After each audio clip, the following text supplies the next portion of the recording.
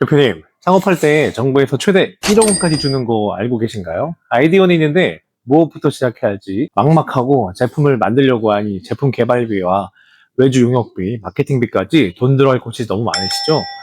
그래서 시작하기 전에 포기하거나 예전부터 쓰는 분들이 정말 많아요. 그런 분들을 위해서 정부 창업 지원금이 준비되어 있습니다. 아직 사업자 등록증을 하지 않았어도 구체적인 창업 아이디어만 있으면 도전할 수 있는 지원 사업들이 엄청 많습니다. 선정되면 제품 개발과 외주 용역, 마케팅 등이 필요한 사업화 자금을 지원받을 수가 있어요. 오늘은 창업이 처음인 분들도 이해할 수 있도록 누가 받을 수 있는지, 어떤 사업을 준비해야 하는지, 선정되려면 무엇이 필요한지 핵심만 아주 쉽게 알려드릴게요.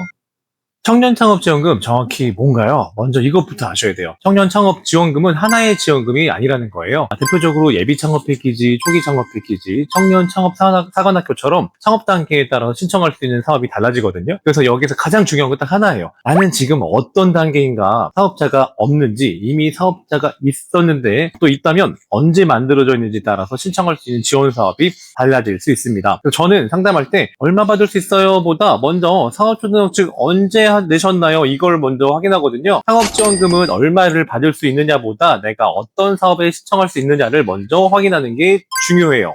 사업자 등록부터 하면 안 되는 이유, 창업 준비하시는 분들이 가장 많이 하시는 실수가 있어요. 일단 사업자부터 내고 시작해야지. 그런데 지원 사업을 생각하고 있다면 이게 오히려 손해가 될 수 있다는 거예요.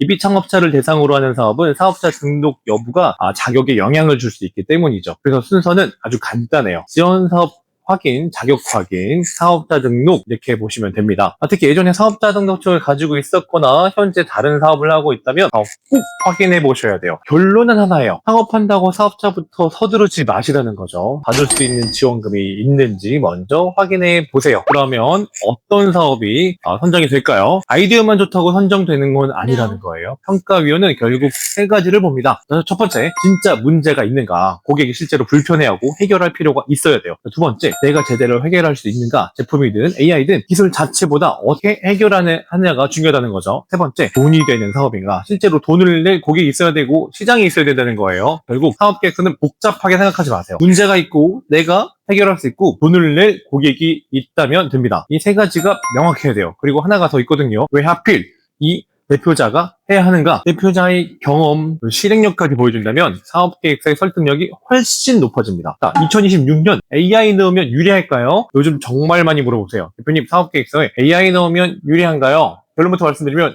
AI라는 단어만 넣는다고 선정되는 건 아니라는 거예요. 자, 예를 들어볼게요. 온라인 쇼핑몰에서 고객이 어떤 상품을 살지 몰라서 고민만 하고 있어요. 그때 AI가 고객에게 맞는 상품을 추천해준다면 AI를 사용하는 이유가 있겠죠. 반대로 그냥 물건을 판매하는 쇼핑몰인데 저희는 AI 쇼핑몰입니다. 이렇게 이름만 붙인다고 좋은 사업이 되는 건 아니라는 거예요. 중요한 건 딱 하나예요. 자, AI를 써서 고객이 어떤 문제를 해결할 수 있는가, 이걸 설명을 써야 돼요. AI가 꼭 필요한 사업이라면 적극적으로 활용하시고요. 필요하지 않다면 억지로 AI를 넣지 않으셔도 된다는 거죠. 결국 평가위원이 보고 싶은 건 멋있는 기술 이름이 아니라, 그래서 고객에게 뭐가 좋아지는데 바로 이거예요. 공고 나온 다음에 준비하시면 늦는다는 거죠. 그리고 마지막으로 정말 중요한 게 있어요. 공고 나온 다음에 사업계획서를 준비하지 마세요. 왜냐하면 사업계획서는 글만 잘 쓴다고 되는 게 아니라는 거죠. 시장 조사도 해야 되고, 경쟁사도 분석해야 되고, 사업 모델도 만들어야 되고, 매출 계획도 세워야 돼요. 그리고 가능하다면 시제품, 고객 인터뷰, 테스트 결과, 협력업체, 구매 의향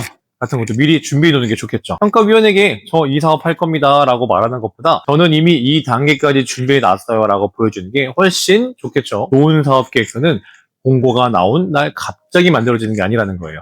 공고 전에 이미 준비가 돼 있어야 된다는 거죠. 대표님, 오늘 영상에서 딱 하나만 기억하세요. 창업은 내 돈부터 쓰는 게 아니라 내가 받을 수 있는 지원금부터 확인하는 게 순서입니다. 사업자 등록증부터 했다가 받을 수 있었던 기회를 놓치지 마세요. 내가 사업지원금을 준비해야 하는지, 이미 사업자가 있어서 다른 지원 사업이나 정책 자금을 준비해야 하는지 궁금하시다면 고정 댓글에 상담 신청서를 작성해 주세요. 무료로 진단해 드릴게요. 마지막으로 이것만 기억하십시오. 모르면 내 돈으로 창업하고, 알면 정부 지원금을 활용할 수 있어요. 구독과 좋아요 부탁드리겠습니다. 지금까지 지원금 잡는 이 대표였습니다. 감사합니다.